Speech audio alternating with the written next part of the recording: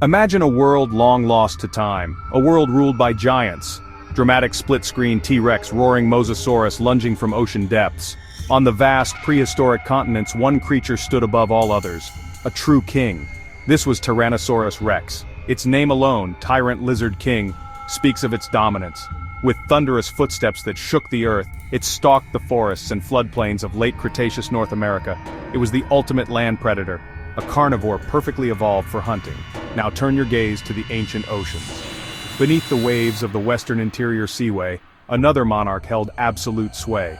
This was Mosasaurus, not a dinosaur, a colossal marine reptile. Its serpentine body moved with terrifying grace through the water. It was the undisputed ruler of the seas. From the sunlit surface to the darker depths, its presence inspired fear.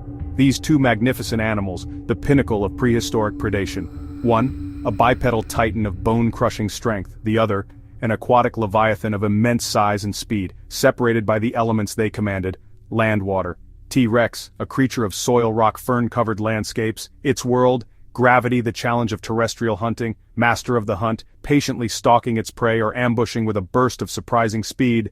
A true king of terrestrial might. Mosasaurus, a being of the boundless ocean, life in constant movement in a three-dimensional fluid world.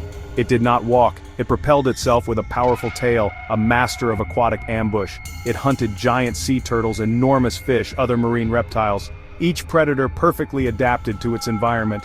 Two separate rulers of two separate kingdoms. In their own worlds, their power was absolute. Nature's ultimate tyrants, each reigning supreme over their half of the planet. Let us first consider the tyrant king of the land. The Tyrannosaurus rex was a truly colossal animal. An adult could reach up to 12 meters in length, about the size of a double-decker bus. It stood over 4 meters tall at the hips, towering over its contemporaries. Its weight is estimated to have been between 7 and 9 tons. This immense bulk was supported by two powerful hind legs. Its most fearsome feature, however, was its enormous skull. It was armed with a jaw that delivered the strongest bite force of any known land animal. Its teeth, like railway spikes, were designed to slice flesh to shatter bone.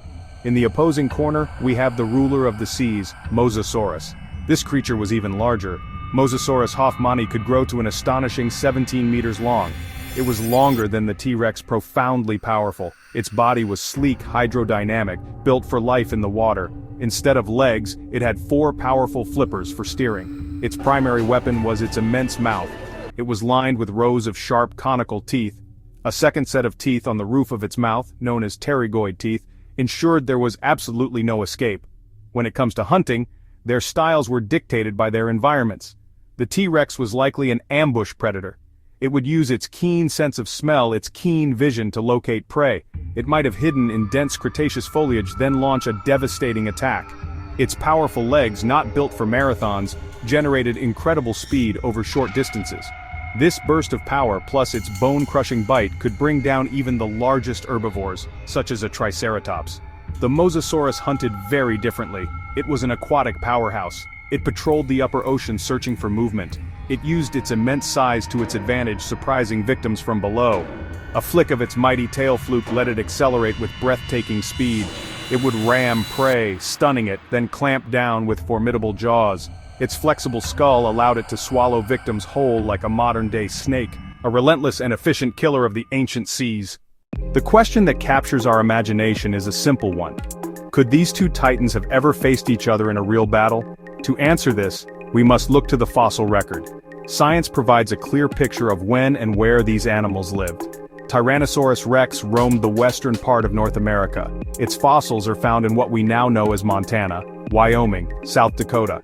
It lived during a very specific window of time. It was one of the last non-avian dinosaurs, living at the very end of the late Cretaceous, from about 68 to 66 million years ago. Now let us examine the reign of the Mosasaurus.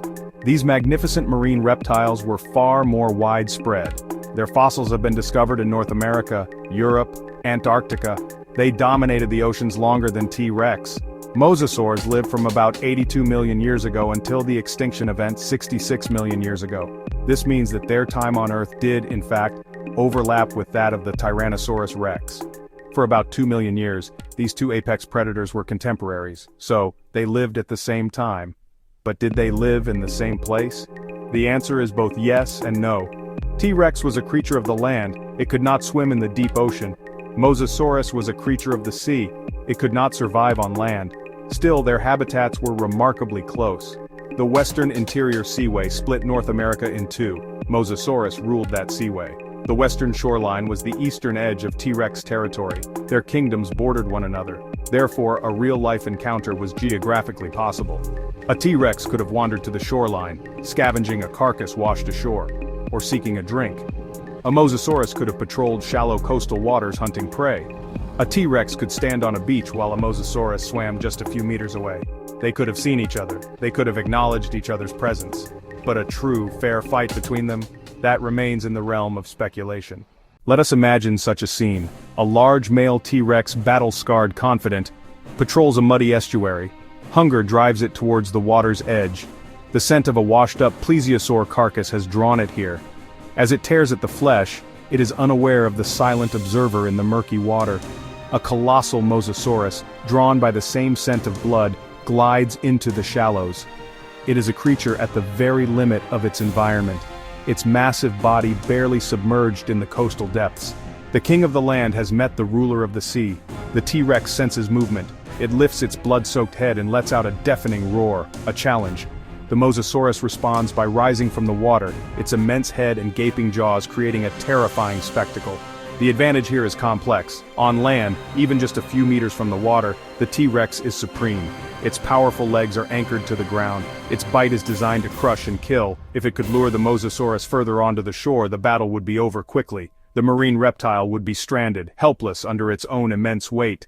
But the Mosasaurus is no fool. It knows its strength lies in the water. It lunges, not to beach itself but to strike. Its jaws snap shut, missing the T-Rex's head by inches. The dinosaur stumbles back, surprised by the speed of the aquatic giant. The T-Rex wades into the shallows, attempting to land a decisive bite on the Mosasaur's head or neck. But in the water, it is clumsy, it is off balance.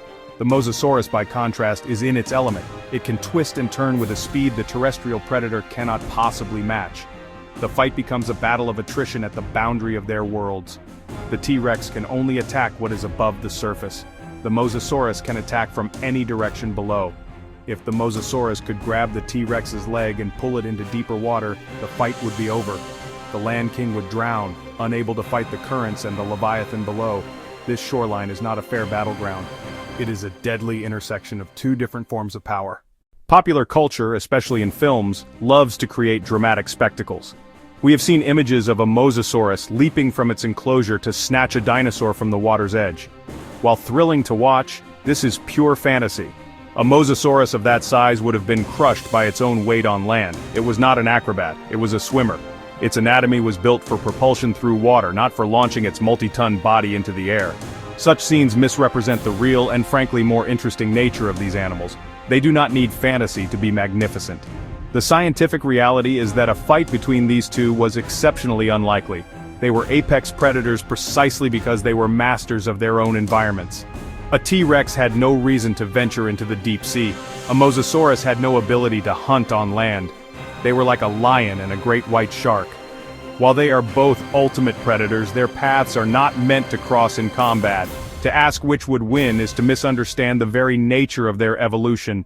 Each was a perfect killing machine, but only in its own kingdom. The true winner in this hypothetical contest is context. In any scenario that takes place on solid ground, the T-Rex would be the victor. Its immense power, bone-crushing bite, and terrestrial stability would be overwhelming. The Mosasaurus would be little more than a stranded behemoth. But if the battle were to take place in any body of water deep enough for the Mosasaurus to maneuver, the outcome would be reversed. The T-Rex would be a clumsy, struggling victim, easily overpowered and drowned by the master of the aquatic realm. In the end, there is no single champion. There are two. The Tyrannosaurus rex remains the undisputed king of the late Cretaceous land. The Mosasaurus remains the unchallenged ruler of the late Cretaceous seas. They were parallel dynasties of power, sharing a planet but not a throne. Their legacies are not defined by a fantasy battle against one another, but by their complete and total dominance over their separate worlds. They were and remain two of the most magnificent predators that life on Earth has ever produced. Each was, in its own world, unbeatable.